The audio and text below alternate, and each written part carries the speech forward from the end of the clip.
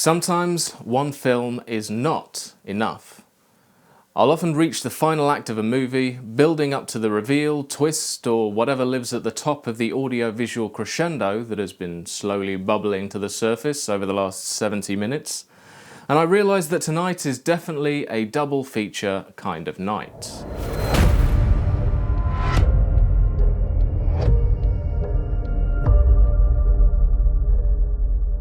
D. Christopher here, bringing you new horror-fueled content every Friday, giving you my recommendations on what to watch each weekend. Before we jump into the main content, I just received a press release from Shudder reminding me that tonight is the finale of this season of The Last Drive-In with Joe Bob Briggs.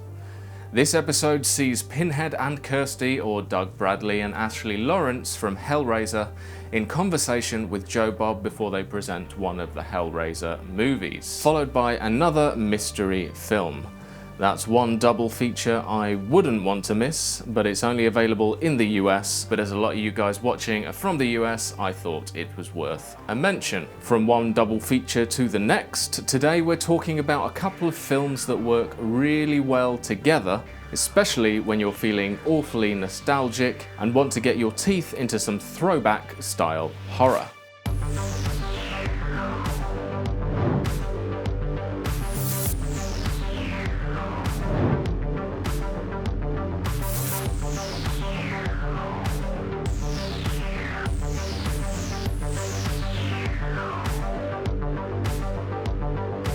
The Void and Beyond the Gates are two very different movies, but they do have pretty similar tones and touches of the same 80s neon aesthetic.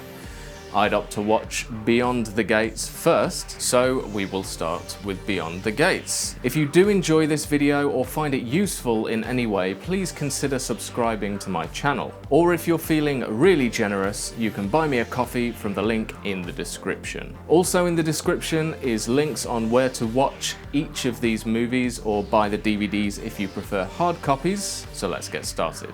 Beyond the Gates opens with muffled sounds and a kind of dream sequence, seeing a happy family opening a video store sometime in the past. We see two young brothers who will grow up to become our protagonists, a mother and a father who will disappear to become our inciting action. While Beyond the Gates doesn't feel quite as dark and serious as The Void, it has some brilliantly caricatured humans at its heart. The two brothers have grown up to be polar opposites, one sensible, almost nerdy brother, and the other appears to be somewhat off the rails, surfing couches and mixing with less than desirable people. The core story revolves around the brothers packing up their father's abandoned video store. We quickly learn that he's vanished into thin air many months ago, leaving no trace behind. The real story, however, comes from the relationship between Gordon and Johnny in the development of the brothers' characters, and particularly the way that they feel towards one another. The director, Jackson Stewart, spends the first hour of the film basically setting up the characters and the story. It's a drawn-out process to get all of the information across, but it's not boring. There is a lot going on, so it's quite an appropriate way to do things. Little bits of mystery are revealed as we move steadily through, which all leads us to being thrust into the action during the final act. Now, this isn't really a comedy film, but there are some pretty funny moments, mainly the kills. You'll find floating intestines and exploding heads, among other things. And also, Crampton's portrayal as the host is equal parts comedic and creepy, as she guides the lead characters through the reality-bending video board game. The way the host interacts with the characters reminds me of playing Atmosphere as a child, so for me it was very easy to get what the characters were going through, even if playing VHS games as an adult doesn't quite have the same scare factor. As for production, the cinematography is good, the set design and lighting are good, the sound is good, and the soundtrack is great.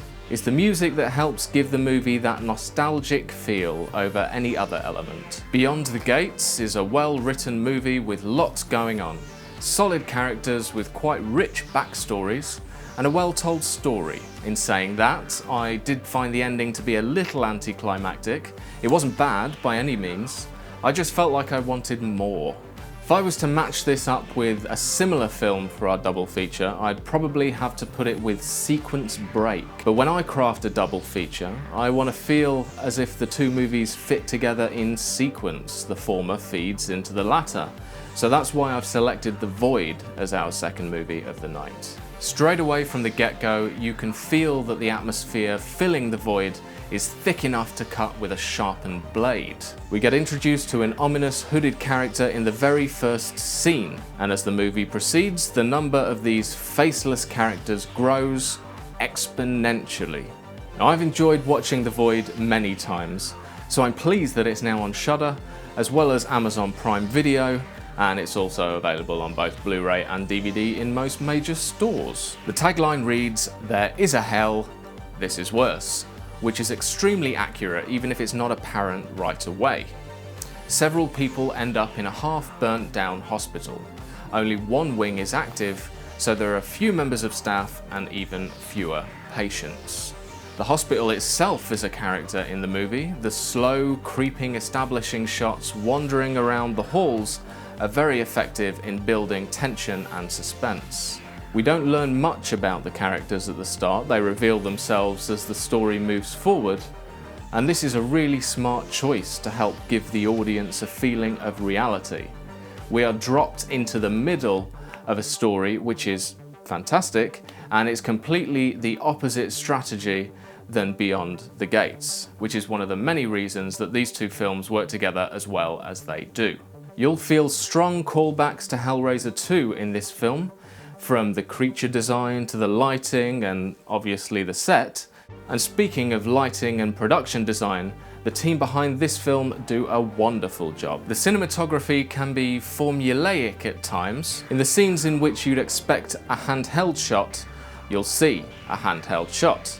When you expect a creeping gimbal shot, the DP has definitely strapped on his Ronin. But these rules are in place for a reason. You forget that the camera is there and you find yourself getting lost in the world in front of you. It's a very impressive achievement to gain that kind of advantage when storytelling. There is a lot of action in The Void, so much so that it feels like a survival thriller, dressed to be a body horror with supernatural tendencies. The characters, while sometimes a little lacking in backstory, are all extremely strong and carry the story nicely. There aren't any major twists or turns that put a spanner in the works, but this works in the director's favour, as the story is a very good one. I don't want to spoil too much of what goes on between the walls in this movie. It's a difficult one to review without spoilers. But style-wise, it's killer. The story is great, the production design, cinematography, acting, and sound, and I really don't have anything bad to say about it beyond what I've mentioned already. I think that the key with a movie like this, acting as a modern throwback to 80s and 90s horror, is creativity in crafting the lore that surrounds the story. You need to make it feel as if whatever is at the center of the core story is real and far more expansive than what is presented in the 90 minutes you have with your viewer. I'd be very interested to watch a sequel to this movie. I have no idea where it would start or where it would end up, but I was left feeling like I really want to take a guided tour that runs deeper into this world, as it seems very unlikely that the person at the center of all this is the only one in the world who knows the things that he knows and is on the path he is on. So, scoring. Beyond the Gates receives a solid 6 out of 10 and The Void is an 8. Watch them in this order and I guarantee that it will be a fantastic few hours staring through a screen into two very different worlds that sit alongside one another nicely. But if you only have the time to check out one of them, I urge you to deep dive into The Void and let the story carry you deeper down into the darkness. As mentioned, I've put links down below that you can follow through to either stream the movies or buy the DVDs. For transparency, I will make a minute kickback if you buy them on Amazon through my link, but it won't cost you a penny more. And speaking of Amazon, both these films are streaming on Amazon Prime Video here in the UK. The Void has just been added to Shudder here, and for those of you in the USA or elsewhere, you'll have to have a quick Google, but I imagine that Hulu is probably your best bet. Well, that's all from me today. If you want to see more of these double features, let me know in the comments down below, and if you're not subscribed already, be sure to hit that little red button. It's completely free and it helps me out a whole bunch.